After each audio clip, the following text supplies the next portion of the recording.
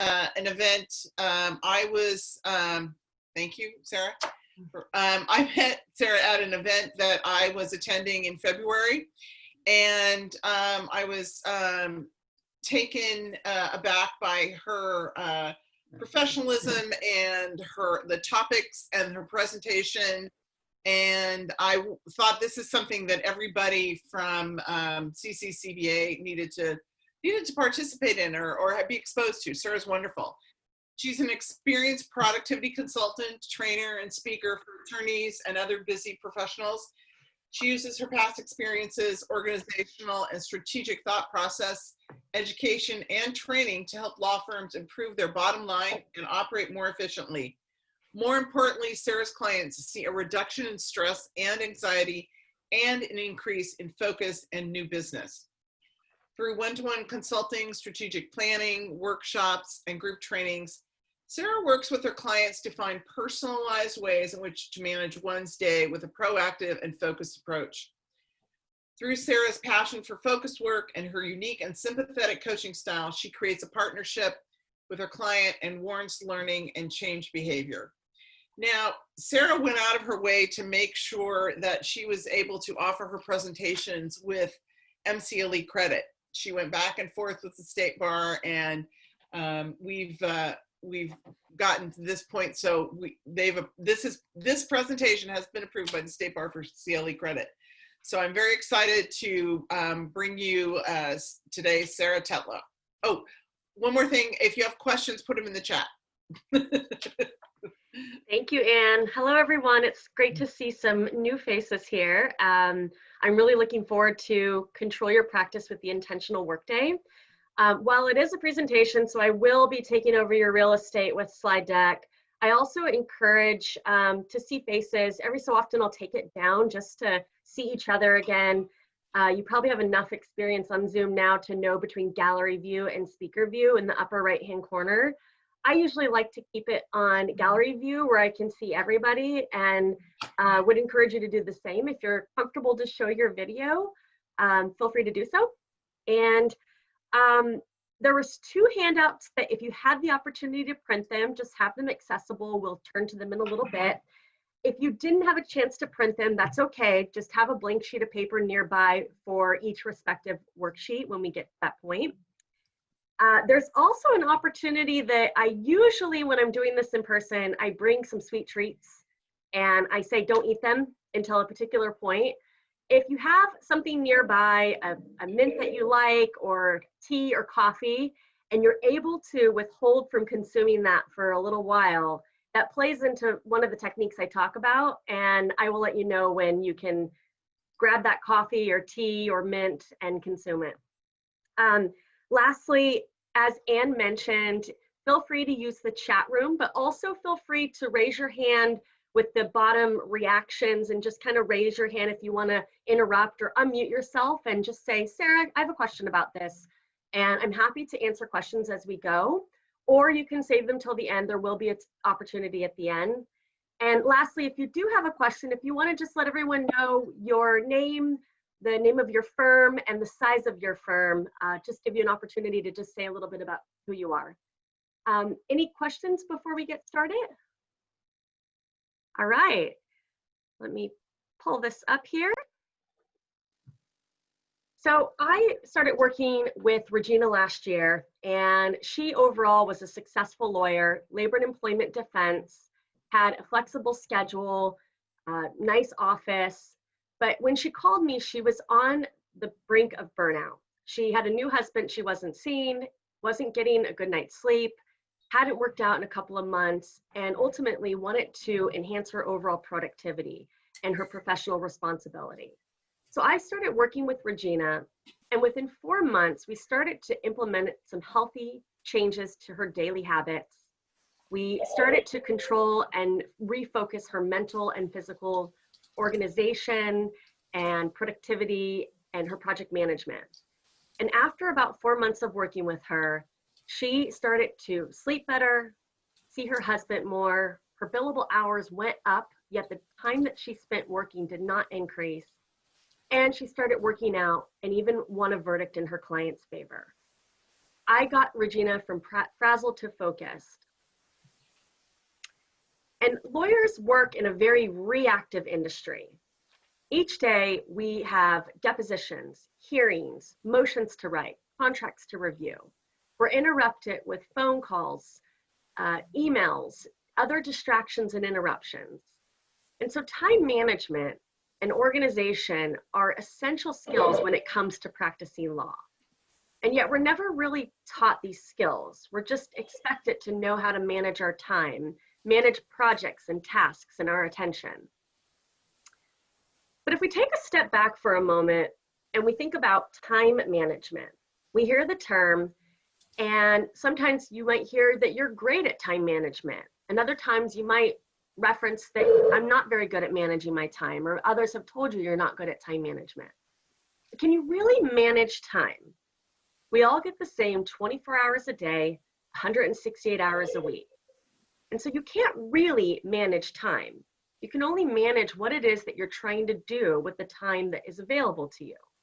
And so planning and prioritization and being aware of what you want and need to work on, as well as what you don't need to work on right now, are absolutely essential in managing your time. And I believe that productivity is a journey and not a destination. So even when we have a system in place, we still need to adjust our mindset, our habits, and sometimes even our systems to align with working more productively. So for the next hour and a half, we're going to take you through, we're going to talk about the power of 20 minutes. I'm getting a little bit of background noise, so if you can just check to see if you're muted on the video, the upper right-hand corner, the ... you can mute yourself if you need to do that. We're going to talk about the power of 20 minutes, what it means to increase your day by 20 minutes without actually working 20 more minutes. We're going to talk about multitasking and have an exercise to show you what that does to your brain. And we're going to talk about some techniques on brain dumping, including introducing some different productivity systems, as well as breaking down projects and tasks. We're going to talk about procrastination and how to overcome that. Get into some project management tools that you can apply to your practice today, and then ultimately bring it all home by identifying how to prioritize and implement those techniques. 20 minutes a day. Think about what you would do if you had 20 more minutes a day. If I could wave a magic wand and give you 24 hours and 20 minutes, what's something that you find yourself saying, I wish I had more time to do? Is it to sleep more, to exercise? Is it something work related, more business development, write that article, or start that podcast? I welcome if anyone wants to say what they would do if they had 20 more minutes. If you want to unmute yourself. Well, just think about what it might be. And if it translates over to work, and I gave you 20 more minutes every day, over the course of a week, that would equate to over 90 minutes of increased billable time in a week. And over the course of a year, a 48 work week year, that would mean 80 hours of increased time, 5 days a week, 20 minutes a day, 48 weeks. So for an attorney who bills an average of $250 an hour, 20 minutes a day would increase your revenue by over $20,000 for your law firm per attorney. So imagine if you can save 20 minutes a day or find 20 minutes a day. So one of the ways to find 20 minutes a day is to be aware of some of the bad habits that are preventing you from being efficient and having time waste throughout the day. And the first of which is multitasking. Multitasking, you might be aware, is a bad habit because multitasking makes you dumb. We used to pride ourselves that we were efficient multitaskers, and it would go on our resumes. Really great at multitasking. But what studies have proven is that multitasking is in fact inefficient and doesn't work. In the US alone, $650 billion is wasted on employees multitasking. And you might be a multitasking addict if you find the urge to grab your cell phone to see what you may have missed on it. You might be a multitasking addict if you click into your email because you get a little bit bored with what you're working on. And studies have also shown that employees, the average professional, checks their email every 6 minutes. And if you're thinking, no, there's no way I check my email every 6 minutes, I would encourage you to just keep a little Post-it note by your computer. And every time you click into your email, just to see if there's a bolded line there, if someone replied to you, if it's something that you can immediately delete or read or respond to, or just to see if magically the emails that are sitting there had disappeared. Just put a little tally and see how many times you actually put your eyes on your email throughout the day. You might also be a multitasking addict if you have trouble focusing on one thing. And you might be a multitasking addict if you get a little bit anxious or stressed out thinking about what it is you're not working on in the moment. So if multitasking is so bad for us, why do we do it? Why can't we stop multitasking? And for one, we're not always aware that we're doing it. And in a moment, I'm going to give you an exercise that's going to demonstrate when you're multitasking to give you an idea of each time that you do it. We also have a hard time giving up multitasking because oftentimes the task that we're switching over to is more exciting, which releases dopamine, and humans are addicted to the dopamine release. So when we're working on research and we get that little voice saying, go check your email now, and we do that, it's because we get the dopamine release when we go check the more exciting email or text message, or allow the interruptions coming in via a phone call or someone walking into your office. And finally, the last reason it's hard to give up multitasking is that we do think we're good at it. We're thinking right now, I'm sitting here listening to you, Sarah, and I'm also trying to type an email to a client, or reading this text message, or eating my lunch. But with the exception of maybe eating your lunch, the other two tasks you're probably not doing effectively as well as listening, because you can't do two cognitively demanding tasks at the same time without sacrificing one or both tasks. So the first worksheet you have looks like this. And if you don't have the worksheet printed, just grab a blank sheet of paper. And in a moment, I'm going to give you 15 seconds to write, I am fully focused. And then directly below that, the numbers 1 through 15. So if you have the worksheet, you'll see that on the upper part of the worksheet, you can fill it in there. If you don't have a worksheet, you can use a blank sheet of paper and you'll write, I am fully focused, and the numbers 1 through 15. And when we're done with the 15 seconds, I'm going to have you rate the quality of your work. 1 is low, 10 is high.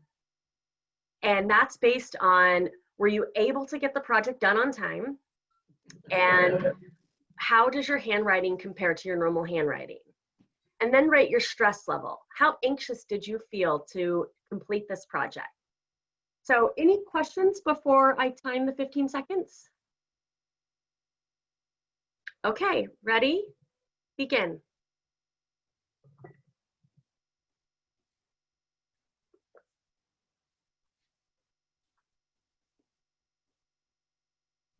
Stop. So write the quality of your work. 1 is low, 10 is high. And your stress level.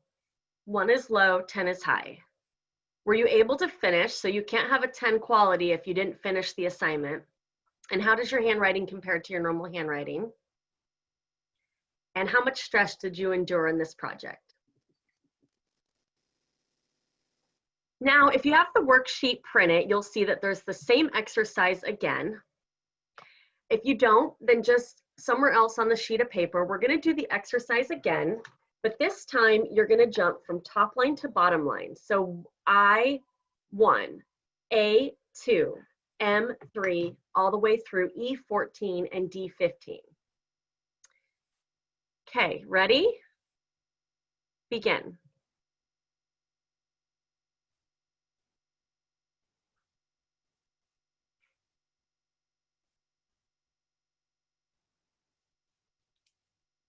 Stop.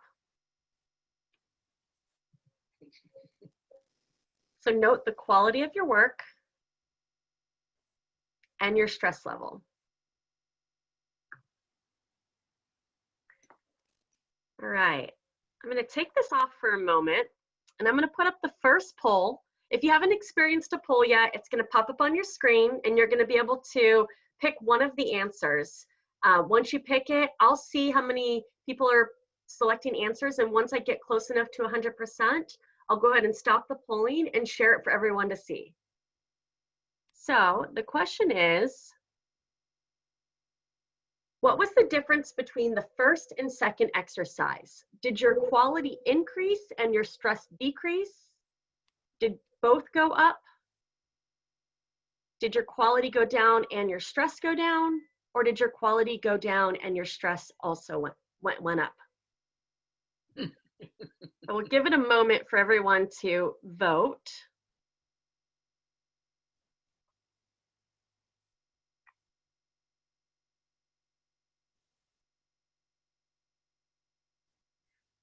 Okay, a few more seconds here. We're at about 17 voters. Okay, I'm going to go ahead and end the polling and share these results. So not surprisingly, 56%, the quality of work went down on the second exercise and the stress went up. We experienced a little bit more anxiety. There were some where quality went up and stress went down. There were some where both quality and stress went up, and one person, the quality went down and the stress also went down. Okay, I'm gonna just capture that polling, so 1 second. All right, and then I'll stop that for now. So what this exercise attempted to show you, if you didn't already figure out, the first exercise, we were single tasking, focusing on a sentence or letters, and then switching over to numbers, 1 through 15 consecutively. In the second exercise, you were multitasking, asking your brain to toggle back and forth between a letter, a number, a letter, a number. But by task switching like that, it affects your creativity, it inhibits productivity, it causes more stress and anxiety, and overall, it's less effective. When I've given this presentation in person, I'll also normally ask everyone to leave their cell phones on silent or put away, because if we're checking our phone while also in a presentation, in a meeting, in a deposition, then we're not giving our full attention to whatever it is that we're present for, as well as whatever it is that we're doing on our phone. In fact, we normally bring them because we're a little bit bored, or we just want to make sure that we have that comfort of doing something else more exciting if at one point we do get bored. But depending on what you're focusing on, so you're doing some research or reading a contract or preparing for a deposition of a key witness, and depending on what pulls you away, for how long, whether it elicits any emotion, it can take up to 23 minutes and 15 seconds to get fully focused, to get your head fully wrapped around whatever it was you were working on prior to the distraction or the interruption. And I call distractions are something that you can control. They're internally motivated. Interruptions are usually external, that pull you into them, and they're a little bit harder to control or mitigate. But a lot of times, what is a distraction, people disguise as an interruption. For example, an email coming through is in fact a distraction, because there are a lot of techniques to control when you choose to look at your email. And we'll talk a bit more about implementing some of those strategies. But we're talking about the power of finding 20 minutes throughout the day. And think about the number of times throughout the day. Remember that 6 minutes checking your email? You're working on something, you look into your email, you come back. If you're really doing that throughout the day, and each time it can take up to 23 minutes to get fully focused again, imagine how many 20 minutes throughout the day you could find to increase your productivity. So I mentioned the sweet treat at the beginning, and if we were really together right now, I would have brought cupcakes or donuts, but if you've ever been on a diet or you just generally watch what you eat, you wouldn't go out, buy a tray full of donuts and stick them on your desk and then trust that willpower would kick in all day long and you wouldn't reach for whatever that sweet craving is that you have. So why, when we complain that we're crazy busy, we're overwhelmed, we're stressed, we don't have enough time to do those things we want to do, we're not sleeping well, or we're not seeing our family enough, do we put donut holes all around us all day long? So donut holes are the little round circle on your phone that says you've got 3 new text messages or 15 Instagram or Facebook or other social media notifications, the email pinging at you and popping up on your screen. All of these donut holes are more exciting, and we will gravitate to the more exciting. So turn off any pings, dings on your phone, turn off all distractions, and be intentional on which notifications you want to receive throughout the day, what treat you want to receive throughout the day. It's your professional responsibility to control what distracts you or what interrupts you. So I'm going to pause for a moment because I think I see a couple chats coming through, and I just want to take a moment to check those. Right, that blog post sounds amazing. Yeah, that's a good one, Marta. And Ange, just reminding you, if you have any questions or comments, feel free to put them in the chat room. I'll pause for a moment and just see if anyone wants to ask any questions right now. Okay, so we'll move along. So I started working with John last year, and in this particular case, he was at a mid-sized firm in San Francisco, and how I was brought into the firm was actually from complaints on his team. He was a micromanager, was not an effective delegator, and that led to over-communicating in a bad way. He would go to the team members and ask for the status of projects when he gave a deadline much further out or didn't provide a deadline at all. And by him not tracking how he was delegating things out and micromanaging the team, it led to a lot of frustrations, a lot of inefficiencies, and overall, the team was really struggling.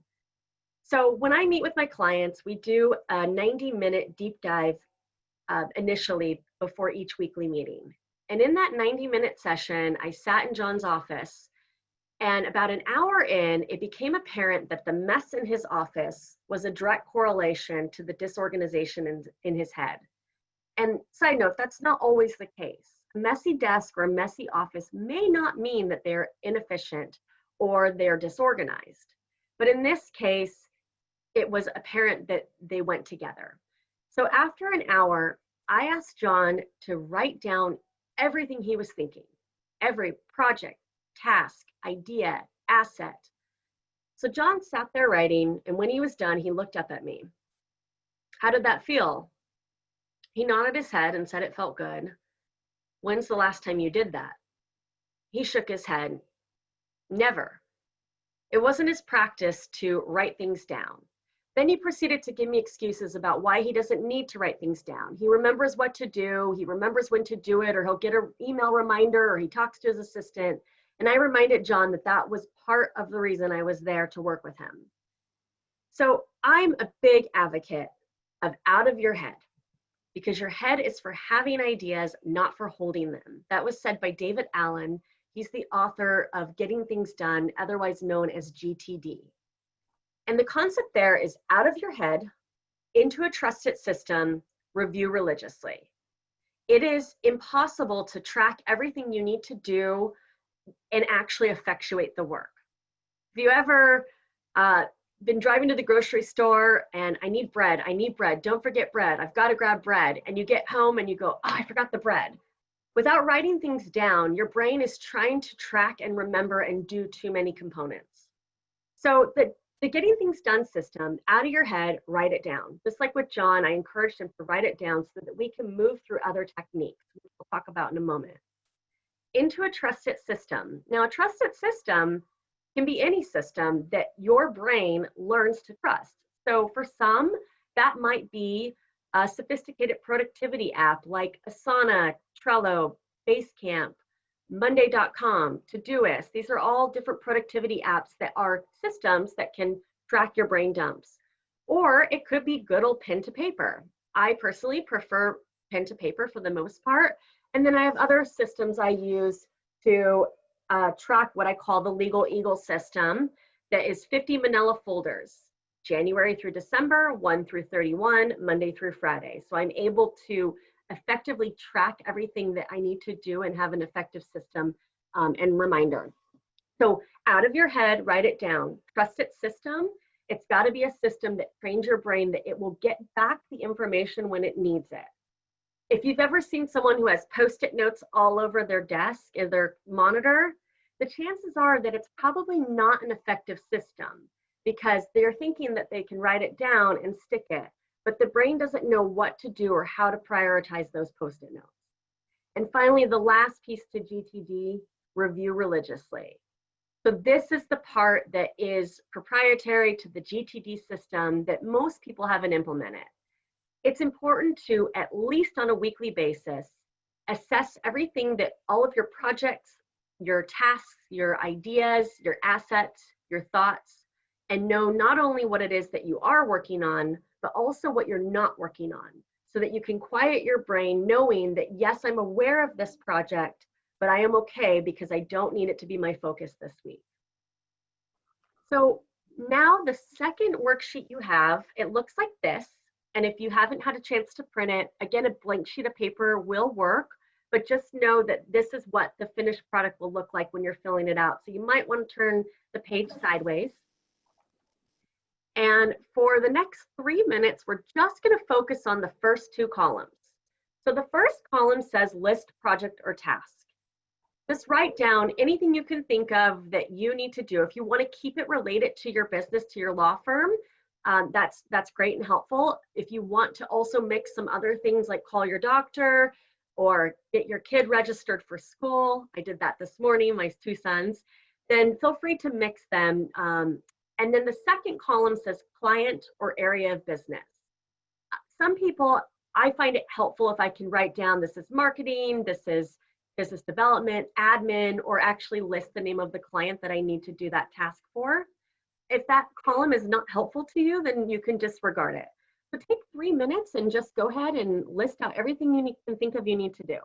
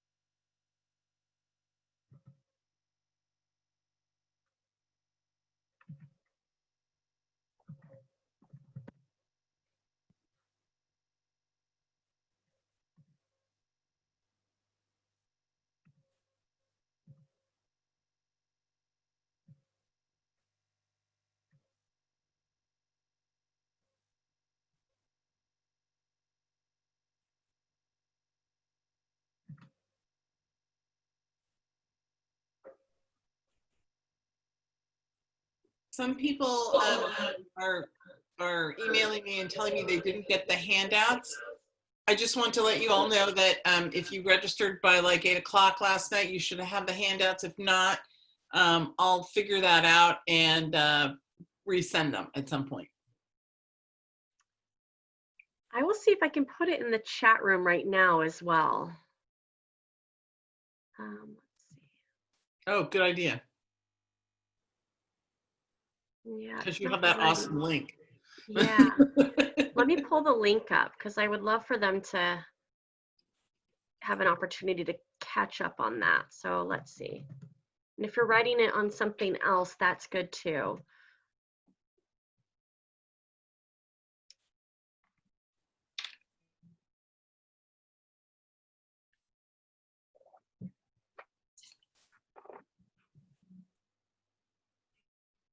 We're going to wrap this section up, but I'll give you an opportunity to finish because I'm just getting to the handout, so I can hopefully put the link in the chat room.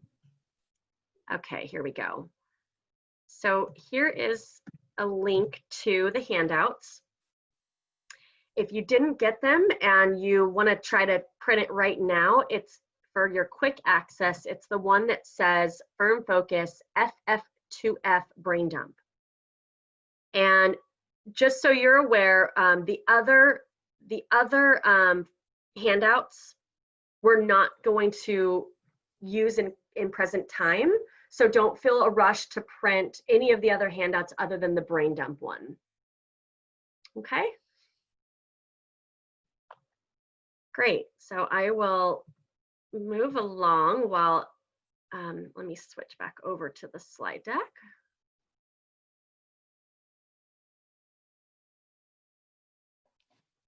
Okay. Technology is so fun. We get to multitask with technology. Okay. So while those of you are maybe printing it or just taking the time to download it, I'll move on to the next part of it.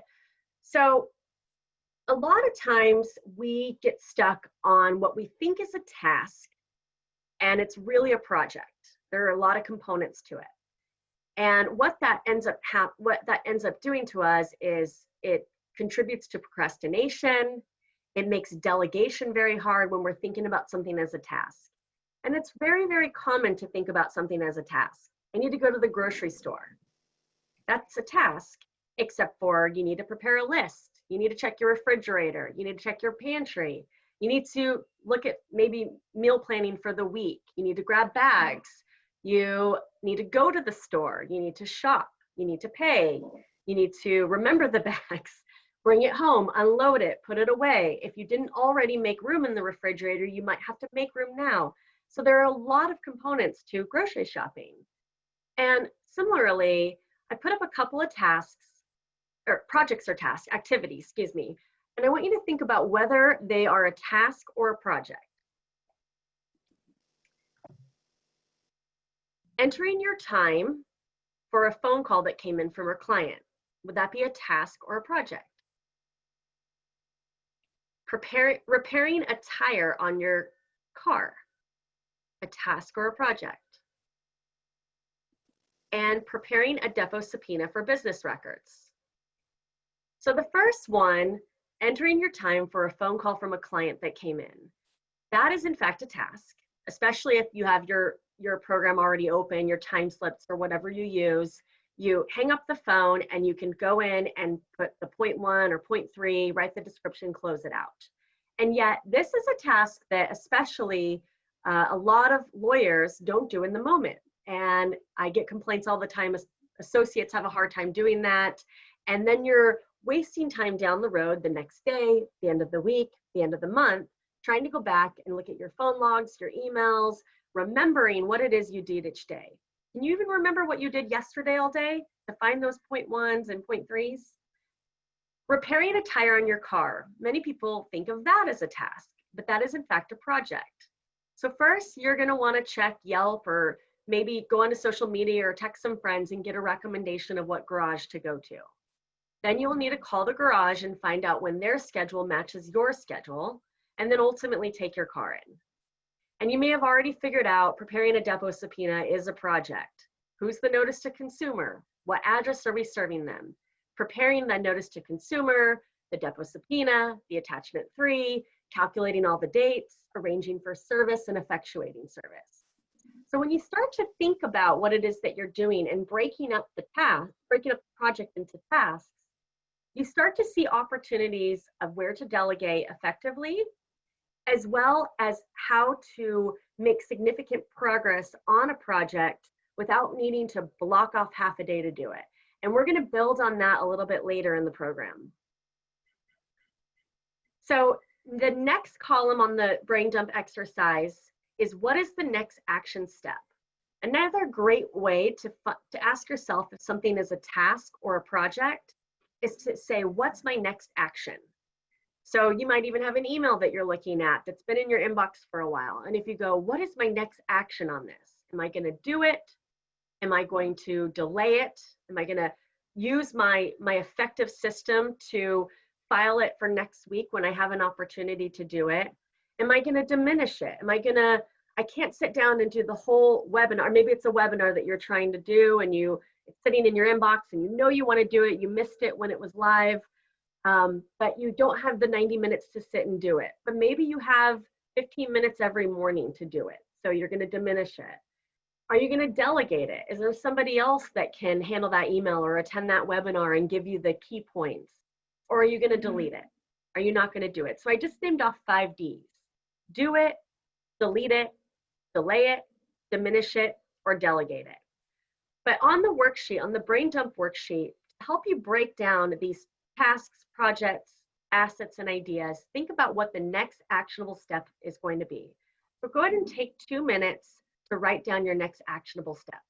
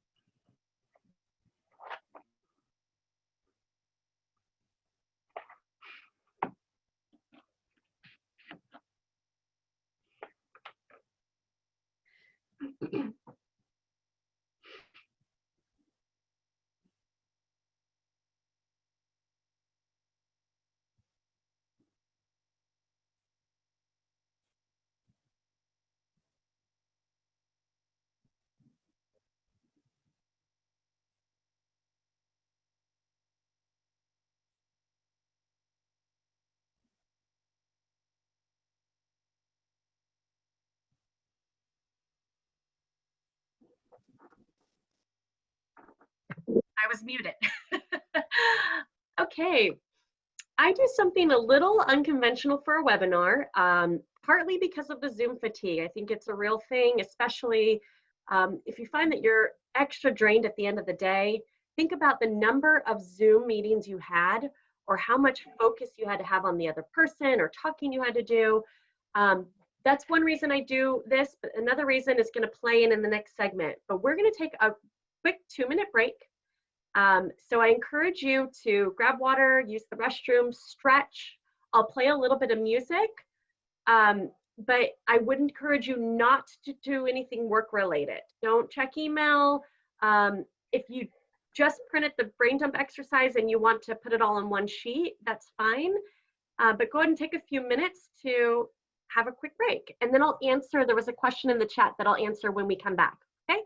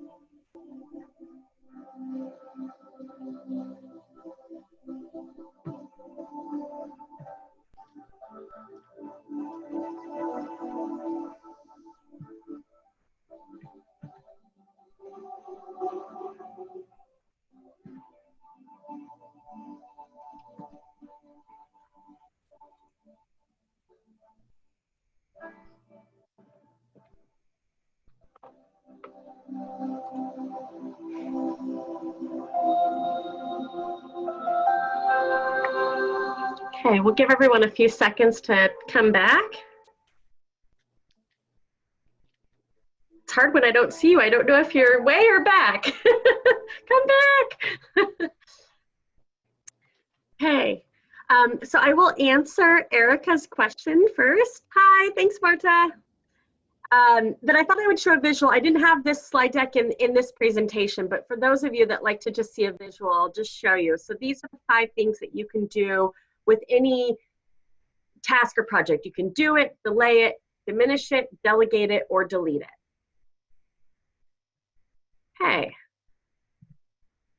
Let me switch back over to the other one.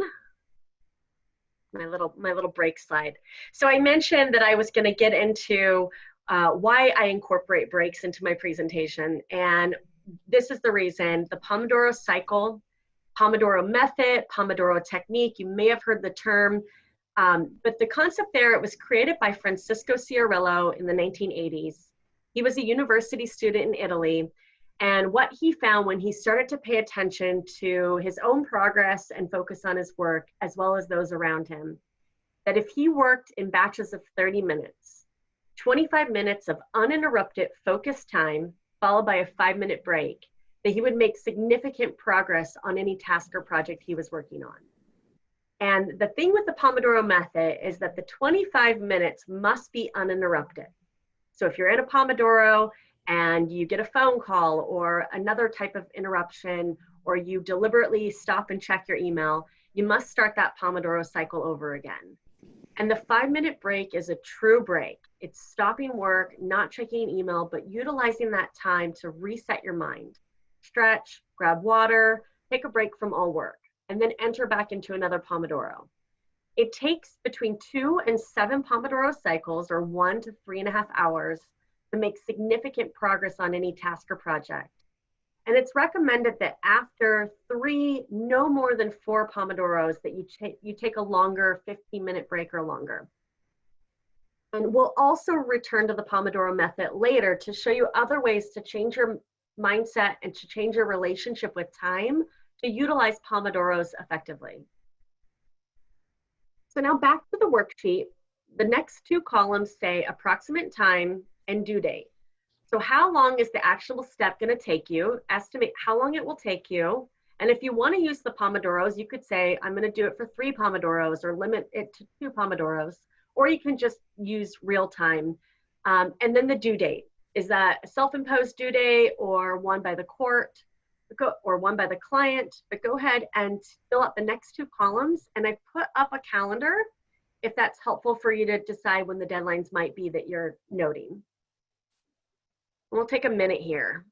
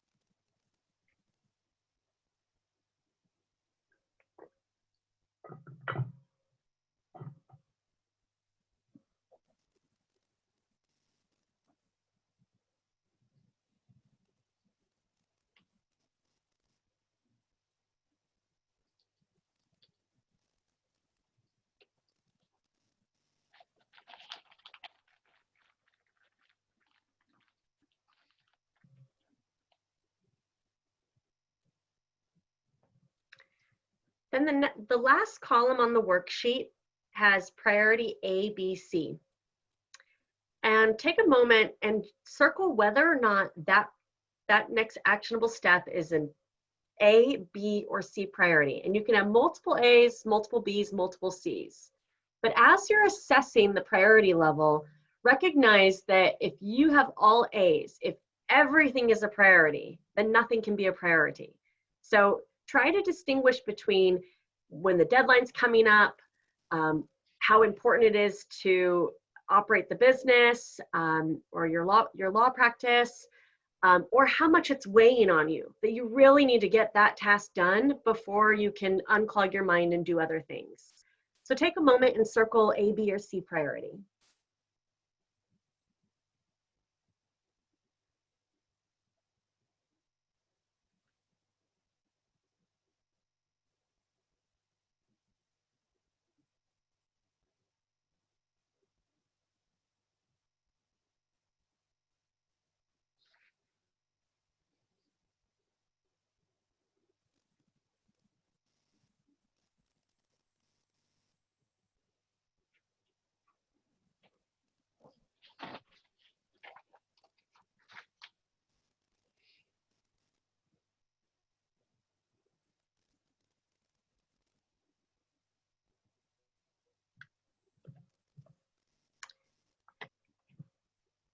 And finally, now identify what your A1, your A2, your B1, B2, so on and so forth is, and rank them by identifying your highest priority down to your lowest one.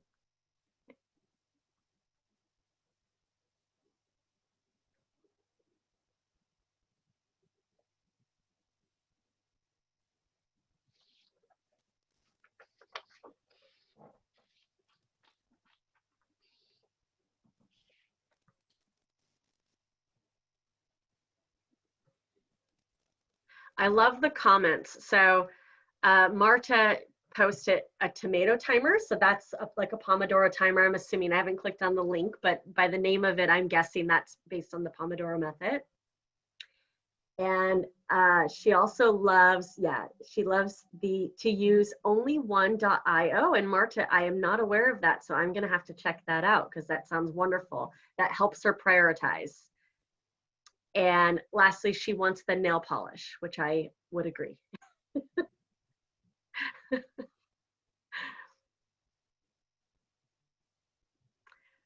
Okay. So take a look at the worksheet in front of you. You've unclogged your brain with some of the projects and tasks you need to do. You've identified what the next action is that you're going to do on that particular project, when it's due, and you've ultimately landed on what your top priority is. And that entire process took less than 10 minutes. So this is the idea of the GTD method: out of your head, into a trusted system, review religiously. And while shifts occur, new priorities come in, we have to push things off, it's important to know exactly what you set your intent on each day of what you're going to work on, so that as other things come into your practice, you know where they belong on your schedule and in your day. So now we're going to, I got to turn the chat off, excuse me. We're going to talk about procrastination, because you can figure out how to mitigate multitasking and brain dump and prioritize. But when procrastination creeps in, it affects all of us and makes it very challenging to make progress on whatever project we're working on. And procrastination is the avoidance of doing a task that needs to be accomplished. It can be further stated as a habitual or intentional delay of starting or finishing a task despite the negative consequences. And there are many reasons why we procrastinate, and we all do. The judges procrastinate, your law partner procrastinates, your staff procrastinates, I procrastinate. In some cases, it's perfectionism or analysis paralysis. It might be a fear of failure. I would rather not even start the project and say I didn't have time than do it and fail. A fear of success. I'm afraid that if I do it and I do a great job, I'm going to be expected to do better next time. Or maybe an overall lack of interest or lack of motivation on that project. But regardless of why we procrastinate, let's talk about how you can overcome it on that project that you're stuck on or that blog you need to write. And the best way to get something done is to begin. So how do we begin? Well, we know most of us operate well off deadlines. Courts impose deadlines, the IRS imposes deadlines, and in fact, some of us might even impose deadlines on things internally. So when you're stuck on something, put a deadline on your calendar and commit to getting it done by that date. When that doesn't work, announce it to the world. So you've probably been in that meeting with a client or someone else in your firm, and they might ask, when are you going to get that letter out? And you say, I'll have it out by tomorrow. And you get that pit in your stomach thinking, I was going to get it out by tomorrow, but I wanted to leave a little bit of flexibility in case other more pressing things came up. But by announcing your deadlines to the world, you will get the project done on time.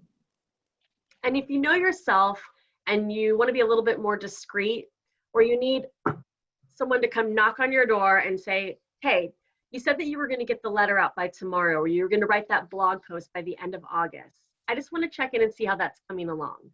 Then an accountability partner is a very effective way to overcome procrastination. And that's a large part of what I do at Firm Focus. I have weekly accountability meetings to adopt healthier habits, but as well as keep you on track with those professional and personal goals. Eat That Frog by Brian Tracy is another productivity system. The idea behind that is do the difficult task first. Now, a lot of productivity experts are going to tell you, do that A1, the A1 on your worksheet, first thing when you get to your desk. Do not check email. And I'm here to tell you that I disagree with that. So I do encourage you not to check email when you open your eyes or before you've had a chance to start your day with your own thoughts and your own intentions. But once you arrive at your desk, I don't know if it's my own habits and working in law firms, but I recognize that it is incredibly challenging not to check email first thing in the morning. So I give my clients permission to do so, with the caveat of setting timers and knowing in advance of looking at email exactly what it is you've set your intent on for the day, so that as you look at email, you know whether or not it pushes out your own priorities. And here are the timers. There's that Pomodoro timer in the middle. Set a timer, but not on your phone. And on the right, I have a brand called Time Timer. I use it every day. This is a time timer. And the great thing about a time timer, if you don't have a good sense of time or ADHD tendencies, or just want a visual reminder of where you're at against your Pomodoro or just whatever time you're setting on working on something, the time timer, you move the thread to wherever you want it to sit within the hour, and then you actually watch the time waste away. So when I'm presenting, I'll set my time timer. I already reset it. It gives me an idea of where I'm at against the clock. But I would encourage you not to use your phone. And this is why. You are going to check email for 30 minutes, and you pick up your phone to set that timer, and you've got some donut holes sitting there waiting for you. And you start reading the donut holes. What was I doing? Oh yeah, I was setting my timer. So if we're doing that throughout the day to try to remain focused and on track, you can see how we're losing the time in gravitating to that more exciting stuff. And on that note, stay focused on the task at hand, avoid the more exciting. And I like to talk about these two hand in hand. Without setting a timer, you are going to work on research for 1 hour. You're gonna use the Pomodoro, so 25 minutes and take a break. But you don't set a timer. And about 15 minutes in, you get that voice that says, hey, go check your phone. I bet you've got some donut holes waiting for you. And we think that's an indication that we have done enough work for the moment and that we need a little break and then we'll come back. But by setting a timer, we can stay on track. And when that voice pops up, we're able to dismiss it, stay on track, and know that when the timer goes off with what we set our intent to, we can reward ourselves by checking for those donut holes. And finally, if you know yourself and you're going to check it, remove the reliance on willpower and put yourself in airplane mode. Silence your phones, put them in another room, and make it where you have to actually go and grab it if that is what your biggest interrupter is. So we're going to take another 2-minute break. I have a question that came in, so I'll address that.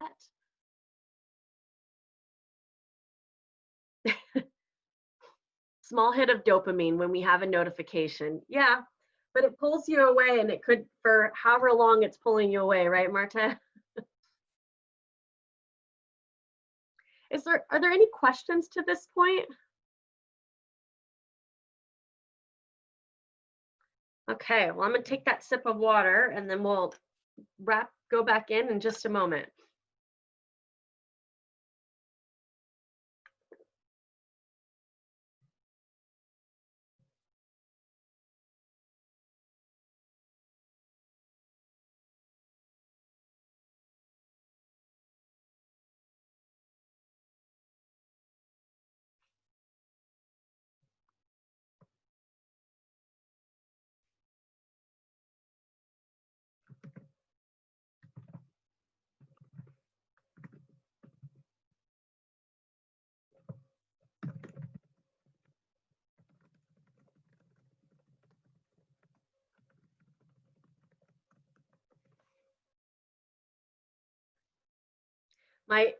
For those that are still here, I was born and raised in Contra Costa. I lived in Santa Barbara for many years, 11 years, but back here in Pleasant Hill. So Contra Costa is definitely in my heart.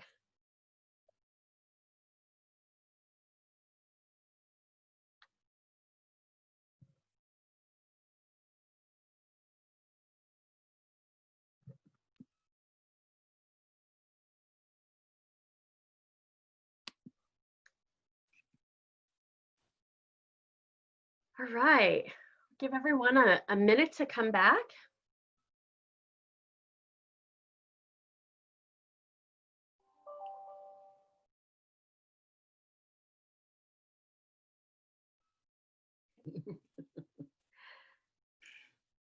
Oh. We good? Good job, Marjorie. Got her timer. She's ready to roll. I normally have built-in timers on my presentation, but I'm using Google Present right now for the first time, and my timers aren't working. So I'm having to gauge it a little bit different than normal. So apologies if that was cut short. Okay, so we've covered 20 minutes, how to recognize multitasking and mitigate it, brain dumping, breaking down projects into more manageable tasks, how to overcome procrastination, and now I'm going to take a turn and we're going to talk about how to manage the projects. So when you're doing your high level, I call it the legal eagle system, when you're assessing what you have going on for the week, before maybe you've broken it up into manageable tasks. Then you got to plan the project. And planning a project is similar to preparing for running a marathon. My husband set his intent to run his first marathon before he turned 40. And he designed a 16-week training schedule and started to tie up his shoes and hit the pavement running 4 days a week. He trained all the way up until the week of the marathon, and COVID hit, and the Oakland Marathon was canceled. So, and it was that Sunday, and he was incredibly disappointed, but he also recognized that he had trained, he had prepared for it, he had planned a project and effectuated the project. And the very definition of a project, it has a start and an end, and it's usually temporary, that project, but repeatable. So in this case, he was able to implement the 16-week training schedule again, and he'll be running the virtual marathon at the end of this month. So I'm going to give you a couple different productivity tools or techniques and project management tools that you can use in your law practice the day without subscribing to any sophisticated productivity app. So before I do, there's a shoe on your screen, and I'm going to put up a poll. What color, you switch over, there's a little bit of managing I have to do to move some screens, but what colors do you see on the shoe? So go ahead and take a vote there.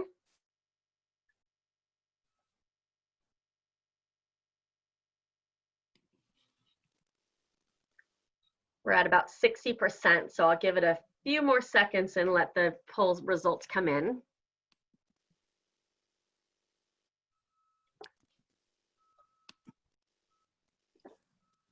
Okay, I'll stop it now.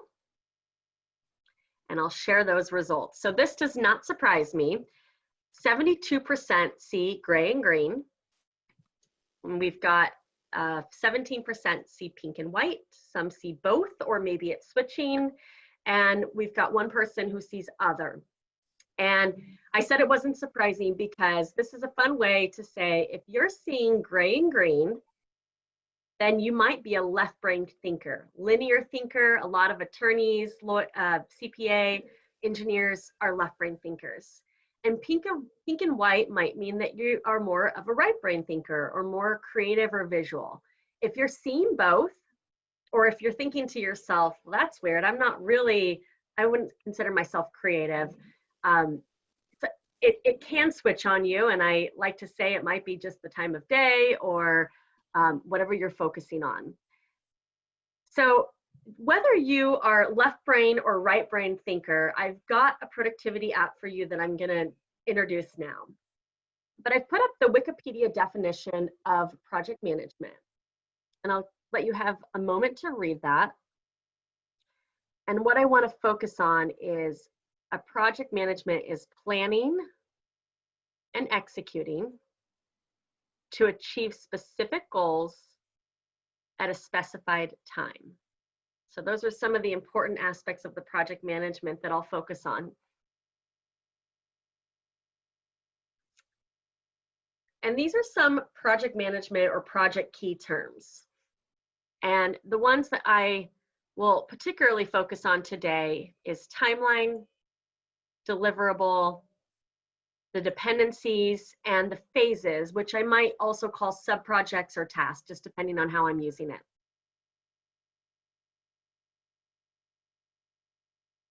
And these are the 4 different philosophies or techniques that we're going to talk about now. The first one is a Kanban philosophy or Kanban board, which is good for both left brain or right brain thinkers. A Gantt chart, which might sit well with the left brain thinkers. Mind map, which is good for the right brain thinkers. And a RACI chart, which is really good to use in team meetings. So it could be for both left brain or right brain thinkers. So Kanban board, that looks something like this, and you'll see different styles of Kanban. Asana, Trello, Monday.com all utilize the Kanban style. And with Kanban, you will have the various columns to delineate the phases of the project. I'm trying to get the annotate to come back up. Excuse me. So if you can picture this on a wall in your office or at your law firm, and maybe you have Post-it notes where you write different aspects of the project so that you can move the Post-it notes along your Kanban board to distinguish where you are at within the project. And to show dependencies on a Kanban board, you can layer Post-its to indicate that this part of the project has to occur before this part can occur. And you can imagine how you can move the Post-its across the board to show where you're at in the various parts of the project. It makes me clear to get to the next screen. So that's why there's a bit of a delay there when I'm annotating. This is another example of a Kanban philosophy board. In this case, they have planned, in progress, done, on hold. And you'll notice that they use different color Post-its. So maybe that's different areas of the practice or the project, or it could also mean the different key players within the project. And to further demonstrate that, I'm going to show my Kanban board. It's nothing fancy, but this is what I use to operate my business. And you'll see that I have a quad. So on the upper left, that's actually all green. The one color looks a little bit yellow or mustard, but it really is green. Those are my client deliverables. So those always stay there to designate that that's my highest priority. Then I have high, medium, and low priority. It saved my annotations from last time, which is funny, but that's fine. And you'll see on the left-hand side, I have a key over here. So orange is a particular client that I do a lot of work for. Green indicates other client work. Purple is business development. Blue is marketing, and yellow is admin. And so each week, usually on Friday afternoon or sometimes on Sunday, I take my legal eagle viewpoint of my Kanban board and move my projects around, adding what I need. And pretty much whatever is in high priority is what my focus is for this particular week. You'll also notice on the right-hand side, I've got waiting on and someday maybe. So waiting on is I'm waiting on a response to whatever it is, or there's nothing I need to do on it at the moment, but I want to be aware of those projects. And the someday maybe, we all have those great ideas. Like, for example, I really should start a podcast. And that's just something that's not going to happen in the next week or month or 90 days. And so I put it on my someday maybe list so I can quiet my brain knowing that, yes, it was a great idea, brain, but I'll tackle that when I can turn back to it at a later date. Okay, so next we'll talk about the Gantt chart, which as a reminder was good for the left brain thinkers. So maybe the attorneys in the room will really, all of us in the room will really resonate with the Gantt chart. And a Gantt chart is really great for breaking up projects into a timeline base, as well as showing the deliverables and the deadlines and breaking it up over a 90-day period, or I'll show you 6 months as well as 2 weeks. And the Gantt chart was created by Henry Gantt. He was an American mechanical engineer and management consultant in the 1910s. So this example of a Gantt chart, I backed it up to 6 months. This was a holiday party I was helping a client with that isn't going forward, so we forego it. But you'll see here on the x-axis that we have distinguished each month as its own column. And you may be familiar with a Gantt chart from a construction point of view. If you've ever done a remodel or built something, usually the project manager or the contractor will use that with a line through the various dependencies and critical paths. In this case, though, I've done a modified Gantt chart to indicate for the next 6 months what we need to work on. And you'll notice up here we've got categories. So similar to the Kanban style, if you remember the key and the different colors, we just did the same thing across the Gantt board. And these colors correlate over here to the y-axis. So you can take a category within the project and then break up the phases or the different tasks. And we have the person responsible noted here. And you can see when we're doing a 6-month planning that we can indicate when we expect to do that particular phase or task of the project, and then when we can stop worrying about that. Or in some cases, it extends through a period of time. And in other cases, it's something that we don't need to start thinking about until a later date. So we can quiet our mind saying, we're not going to worry about this particular phase until now July is behind us, but until we hit July. And then if we can pull this into a 90-day, a 90-day planning is usually what I encourage people to work on. The 6 month is good if you're trying to plan ahead. 90 days gives you a very tangible timeline to work with. So again, we have the color-coded categories that correlate to the various tasks. And you'll see instead of months, we now have weeks. We still have the person responsible listed, but now instead of an X, we're actually getting a little bit more specific for each week what it is that we need to do on that project. And once we have that deliverable go out, we don't need to worry about that particular phase anymore. And similarly, in some cases, we know that we don't need to think about something until a later date. So if we're assessing each week, if we're GTD method, we're assessing on a weekly basis what we need to do, then we aren't going to miss these deliverables as they come up, because we'll be reminded each week, now is the time to start researching parking for the event.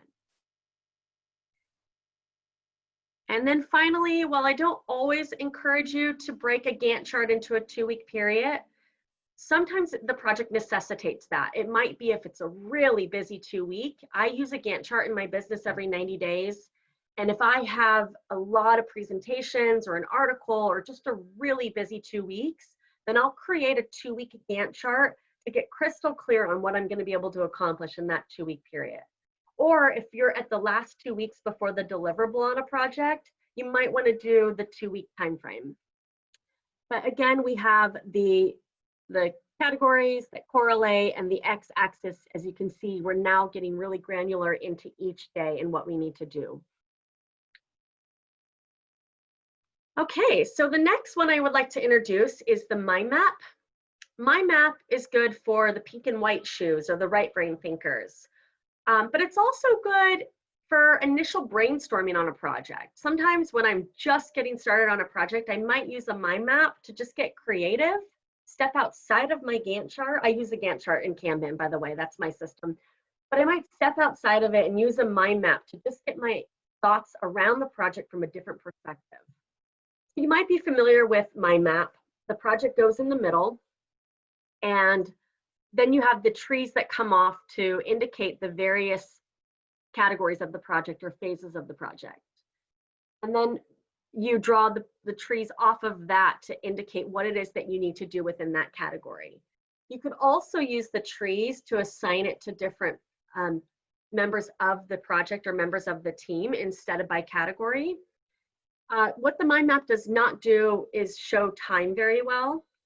But for dependencies, you could do it by drawing a tree off of one of the existing tasks or using arrows to connect to your dependencies.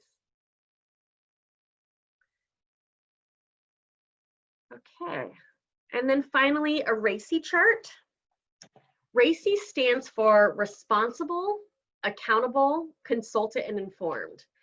And it's really good, I mentioned, for a meeting. So suppose you're having a meeting about a very specific phase of the project. In this case, they're planning an event and they're focusing on the attendees category. So the person responsible is whoever is responsible for actually doing the work. The person accountable is accountable for the success of the task and is usually the decision maker within the team. Consultant is whoever the subject matter expert is on that particular phase. So it might be the person accountable as well. And then informed is typically the senior leader, and it's whoever needs to be kept informed of all updates or changes. So the example on the board is pretty simplified where there's an RACI, but normally you might have 2 people responsible, or maybe the same person who is accountable is also the one who needs to be informed. So when you're having a meeting, a RACI chart is a really effective way to communicate with the team, especially if you're having shifts in the team, so that as new people come on board, you can provide them with enough information of who is doing what and responsible for what.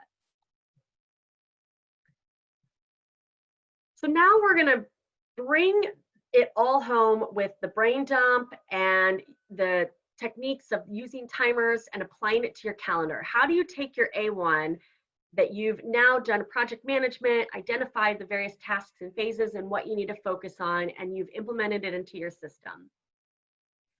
So let's suppose we have a hypothetical attorney. They did the brain dump exercise, and their A1 is to prepare a summary judgment motion. So that's certainly not a task. That's in fact a massive project, as many of you may be aware. And these are some of the different phases of that project. Now, we don't live in a perfect world where our only professional responsibility is a single deliverable to a single client. We wouldn't be able to operate that way. So this particular lawyer's A2 is that they also need to respond to a letter from opposing counsel. And these are the different phases that they need to do to effectuate that project. So here is our hypothetical attorney's calendar for tomorrow. And she has built in not only the certainties, which is a lunch program that she wants to attend from 12 to 1:30, but she also has some meta decisions. And meta decisions are essentially mini goals that help guide you each day. So in her case, she knows she likes to be asleep from 10:30 to 6. And it takes her from 6 to 8 to do her morning routine. Notice she's built in checking emails for the first 45 minutes of her day. That's actually in her calendar. And also after lunch, she knows she likes to check up. She likes to wrap up her day around 5:15, close down her routine for the night. And she really values that 6 to 7:30 time where she's completely shut off and present with her family. So what that leaves her are 3 open blocks of time, or 9.5 hours of open time. And it's this open time that we get lost in doing those point ones, point threes, checking emails. Next thing you know, it's 10:30 or noon. So one way to be able to take her A1 and all the different things and identify where she should focus is to identify what the top 3 things she's going to do that day. I use this every day. This is my little firm focus notepad. You can see today my CCBA presentation is right there on top. And this gives a little sense of satisfaction or dopamine to be able to stay on track and cross off what I need to do. Or at 3 o'clock when I think, gosh, I've had a really busy day, I can look at my little notepad and say, oh, that's one more thing I set my intent on doing this morning, and decide if I'm going to do it or if it can wait until the next day. But I can be very deliberate about that mindset. If you'd like to have a pen and a notepad, yes. Where do we get those, Sarah?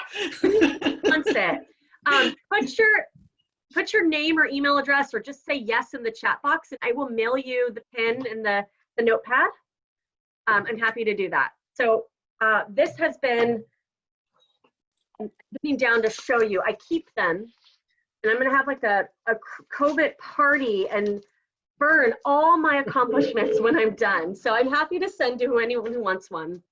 Okay, so in this case, she has been able to extract her A1 and identify what she's going to set her intent on for the day. She takes her morning and she builds it out. And she goes to lunch and comes back, and after she checks email for 30 minutes, she starts working more on her A1 and A2. And by staying on schedule, using timers to support her focus work, mitigate distractions and interruptions, knowing that she's going to check email, but giving herself permission to do that and building it into her day, I gifted her an hour. She stayed on track. And we know that a perfect day doesn't happen. So by building the intent, but leaving time in your schedule to fluctuate as more urgent needs arise or as changes occur, you can accomplish a lot and get through your top 3 tasks with an hour to spare each day. And she still has the 3 hours at night, where many of you might be using that time when the house is quiet or the office is quiet, and getting that deep work done, that A1 done, and maybe even saying to yourself, well, that's when I work better. But you're probably being dishonest with yourself. It's just when you don't have other distractions to have to manage. So what's on your calendar? I would encourage you to take 10 minutes or 15 minutes when we're done.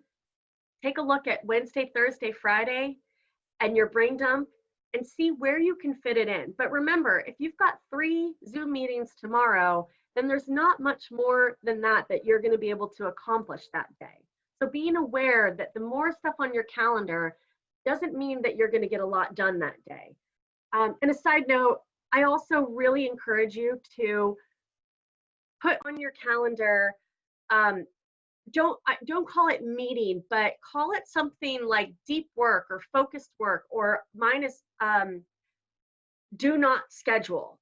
And it doesn't mean that I can't put something in that block of time. It just means it gives my brain a chance to pause and say, this is the time I guard every week to get some progress done, catch up done, admin done, whatever it is that week that I fit there, and ask myself if I'm willing to give it up for whatever someone's asking to slot there. Because without having that block of time, we naturally when someone says, can you meet Friday at 1? And we go, oh, there's nothing there, let's fill it. But by keeping it blocked on your calendar, when you're setting your intent of the things that you're going to get done, you know you've reserved time to do it. So to wrap up here, just remember that productivity, and let me set an example. If I had 6 hours to chop down a tree, I would spend the first 4 hours sharpening the axe. So plan and prioritize. Come with me for just a second, and let's suppose that our hypothetical attorney did not use timers, did not do a brain dump, did not plan what she's going to work on, and gets in. Let's email control her morning. She knows that she needs to start working on this summary judgment brief, but she has this meeting at noon that she goes to, and she's half present. Her video's off, she's doing other things during it, checks email after lunch, and at 2 o'clock, she's going to get started on research for that MSJ. And she gets an email from a client. They have an urgent PPP loan question, and they need her to do some research for them. What does she do? It won't play my sound. There's sound here. It says, now I'm stressed out. But now let's suppose that she takes away some of the techniques we talked about today, and she sets her calendar in the example I showed. She uses timers to stay on track. She goes to the lunch meeting. And in fact, someone in the chat room says that they want to set up a call with her for this week because they have a potential client for her. She gets back from 1:30 to 2, she checks some email, and she's already made significant progress on her day. But at 2, she gets an email from the client, and they need her to do some research for a PPP loan. And what does she do? So she doesn't kick up her legs and relax, but she's not as stressed out because she stayed on track and got a lot done. And in fact, because she's not overwhelmed, she remembers that she did this research last week, and it probably won't take her very long to update the answer for this client. And she still has that hour built in. So she actually accounted for this urgent need to come up and is still on track to spend time with her family tonight. So I hope that you were able to learn some new techniques, some familiar techniques, maybe validate some of the habits you already have, or some new ideas of what you can implement to make small changes. And I wouldn't expect anyone to walk away today and apply every one of these shifts because that would be overwhelming and probably broken. But take 1, maybe up to 3 small changes, like setting a timer or doing your top 3 for the day, and start with that shift in your practice to support healthier habits and working more intentionally. Okay, well, we've got 4 minutes remaining, and I would love to open it up. Anyone have any questions? And please feel free to introduce yourself and your practice and ask away. And I can hang out a little bit past too. Sarah, someone wanted to know if we'll be sharing the slides. I can share the slides. Okay. If you get, I have the set and I can send them out, so I can do that. Let me take my notes off of them first, Ann, and then I'll send them to you, and then you can send those out. And maybe the handouts again too, just in case anyone had trouble downloading them. I'd love to share those handouts. Oh, come on, guys. I know you have questions or comments. I have a question about what you were just talking about. It went a little fast for me. The part where the calendar with the open slots. I'm a little confused as to whether the open slots were for what was on your top 3 tasks or something else that comes up. I lost. Yeah, let me answer that, Marcy, and I apologize. I didn't intend on talking about that, but it's something I feel pretty passionate about. So the idea there is put a reoccurring 2-hour, and that's just a suggestion. If you can do an hour, if you can do 3 hours, but put a reoccurring block of time on your calendar. If it's once a week, great, start there. If you could do it Tuesdays and Thursdays, even better. But if you put a block of time from 2 to 4 p.m. every Tuesday, every Thursday for the next 3 months, and then that time could be used for whatever you need to use it for that week. But what it does is when somebody says, can you meet with me Tuesday at 2 p.m. and you open up your calendar, when there's nothing there, we tend to go, yeah, that's great. I'll meet with you Tuesday at 2 p.m. And then when Tuesday arrives, our current self is mad at our past scheduler self, saying, why did I schedule this 2 p.m. networking call that's not going to lead to business when I have a motion due that day? I'm going to have to reschedule it, or you get that. So by putting that block of time reserved, when the person asks to take your time from you, it just creates an extra layer of pause, saying, no, you know, that's a habit of mine. That 2 to 4 on Tuesday is when I do my admin, or I find that it gets filled with more important things. So sorry, Tuesday at 2 isn't going to work for me. Let's pick another day. So then those top 3 tasks were being scheduled into the day, but it doesn't go in the open, or it does. Okay, sorry, I overthink. That's okay. So the answer varies, and I usually schedule out my day the night before. I take the 10 minutes to assess my day for tomorrow, and sometimes I am actually scheduling out my tasks, and other times I just know that I need to get them accomplished throughout the day. But the open time helps guard it so that you know you can achieve more in that block of time. Okay, thank you. I think there are some other questions. Sure. Hey, Jerome, you had a question. Do you want to ask it? Oh, sorry. Oh, I'm Arthur. I'm an attorney with the law firm for nonprofits. I'm sorry, my phone is ringing, so we can't make it stop. Sarah, that was a terrific presentation. Thank you very much. I actually, to Marcy and others, I actually been blocking 2 chunks of 2 or 3 hours a day on my calendar, and that means those times don't get used. I have a very busy calendar. People want to talk to me. Sometimes, as a result, they have to wait 2 or 3 days, sometimes a week to talk to me. That's fine, because otherwise I could talk on calls all times, all hours of every day. So I think that's a great technique, but I did learn many others.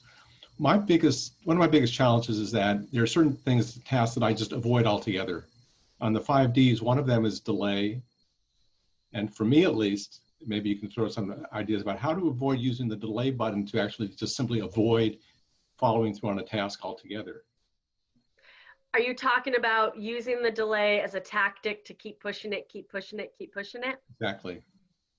Yeah. So I could go longer into it. I would say the very short answer is be aware of how many times you are delaying it. So a common practice I see is the pop-up on Outlook, and then, oh gosh, that pop-up, there's 5 things listed there and we're delaying it. But it might also just be another, if you have a system like me, moving things back. Try to be aware of how many times you delay it, if you're able to mark it somehow. And if you're delaying it, there's no magic number, I'll say 3 times. The chances are that it's not that you don't have time for it. It might belong on your wall on the someday maybe. You're not going to do it right now. So at that point, you pause. What's my next action? I'm not going to delay it again. So am I going to delete it and not do it? Or break it down or delegate it? Am I going to do it right now? Or does it need to go on my someday maybe, where, yes, that's another tactic to delay it. But I guess the distinction is it's not imminent delay. It's I know I'm not going to do it in the next 90 days, and I'm okay with that. Was that helpful, Arthur? It is, and it makes me think there are some tasks that if I keep delaying them, I just need to maybe just prioritize them to get them out of the way. Yeah, and how much bandwidth are they taking up when you're looking at them again? If you're touching it again, that's another kind of GTD philosophy. Shouldn't be touching things multiple times. Keep touching it. Then at some point you have to decide, am I really doing this? If so, I need to just make this a priority. Thank yeah. you. And I think there's a question in the chat room. Jerome, how does one encourage colleagues in the office to respect the Pomodoro? That is troubling. And the Pomodoro method is 25-5. I normally say, and I didn't say today, play around with the numbers. I'm going to answer the question more directly, but first I'll say play around with the numbers. So if 25 minutes is not possible in your office, maybe do 10 minutes. But also, if you have open closed door availability, utilize that. But also with a note that's not just the we'll be back in 15 minutes, because that's not giving enough information to the interrupter. But in deep work, you can access me after 2 p.m. So be specific on that. It also gives the interrupter the pause to say, is this really urgent? As for emails, because Ashley says same questions, but she'll get the, did you get my email? And I can't get into email too much right now, but for one, if you're trying to do deep work, do utilize your out of office to let the sender know that you're focusing for the next hour, 30 minutes or whatever. So use that tool. Sorry, that's my time timer going off here. Use that tool to your advantage. On the flip side of that comment, I actually use that actual thing as a support to not check email so often, because if somebody really, really needs you, then they're going to call you or walk by your office and say, did you get my email? So that's actually a further support to not keep checking email so often. But yeah, just communicate if possible that you're trying to stay focused and do deep work, and eventually your colleagues will catch on and really admire that, wow, this is working effectively for her. Maybe I should try it. So yeah. I like Arthur's idea. Let everybody know that you only check emails a couple times a day. Yeah. I find lawyers have a really, really hard time doing that. But when you can, even if you have to start with saying, I will check it on the hour, if that feels better than like only 3 times a day, then use the timer to say, on the hour, I'll check it for 10 minutes, because you can build that into that hypothetical calendar to support all those techniques. Ariel wants to know about solos working from home with a young child. Time block as much as possible. Toddler knows where I am in the house and doesn't generally respect my schedule. Working after bedtime is the only surefire solution. This is incredibly challenging, Ariel. I mentioned before a lot of others got on the call, I am a mom. My kids are 5 and 7. They are at a camp today, but I have, my husband's an essential worker. So I have done most of COVID alone. It is hard. It's really hard. And I know, Ariel, you said your son is not quite 18 months. And so some of the suggestions are going to look a little bit different for a toddler than they do for my older sons. And by the way, those that are still on the call, I am happy to have 30 minutes one-on-one with any of you to just talk a little bit more about your specific challenges or questions if I don't answer them now, or you just want to dive a little deeper.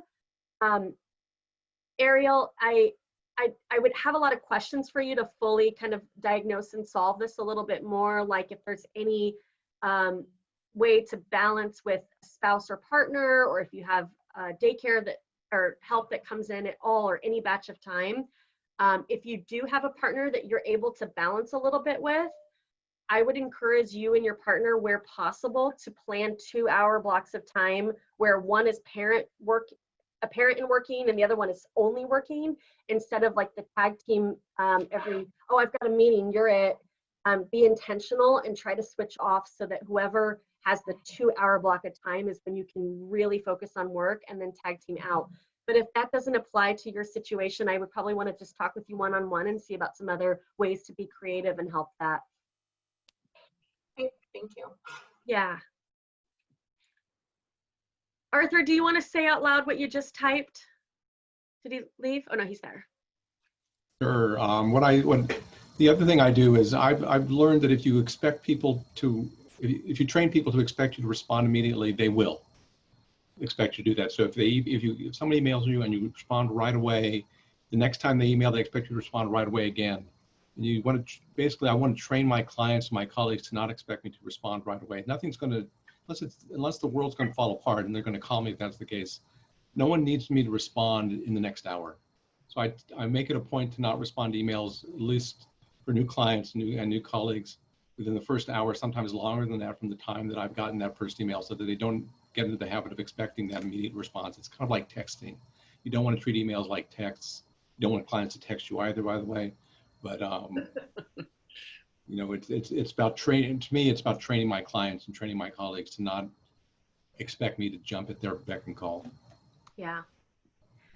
And a lot of times it might be that the trust has to be built between you and the colleague of, I don't know if Ariel, Ashley, if it's what level of role that we're talking about or how long you've been there. But sometimes if the person who's often saying, did you get my email? Past experiences may have led them to someone else failing on actually coming through with things. And so it's their own sense of anxiety that they need to hear a response and know that you've read it and you're going to take care of it. So a lot of times it's just being proactive. Whenever you do read it, I read this and I'm taking care of it.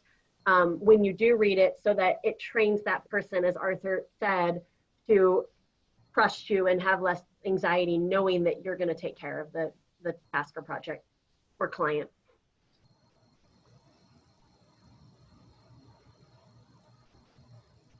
All right, well, I will look at this chat room for anyone who commented that they want the little notepad, and I will be getting those out in the mail this week. So I'll follow up with you to get whatever address you want me to send it to. If anyone's willing to just share a testimonial in the chat room, I would love to have it. Otherwise, I appreciated the group, and feel free to connect with me on LinkedIn. Or reach out if you want to just chat for 30 minutes, a little bit more about whatever your particular situation is.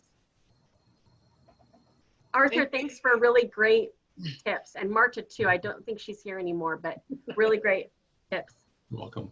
Thank you, Sarah. Again, amazing and thoughtful, and we're all going to go out and buy tomato timer, I think.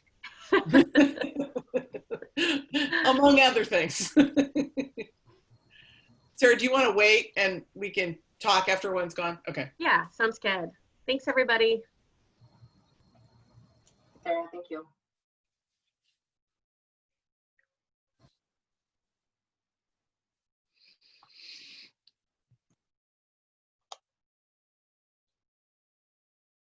All right, let me turn off the recording.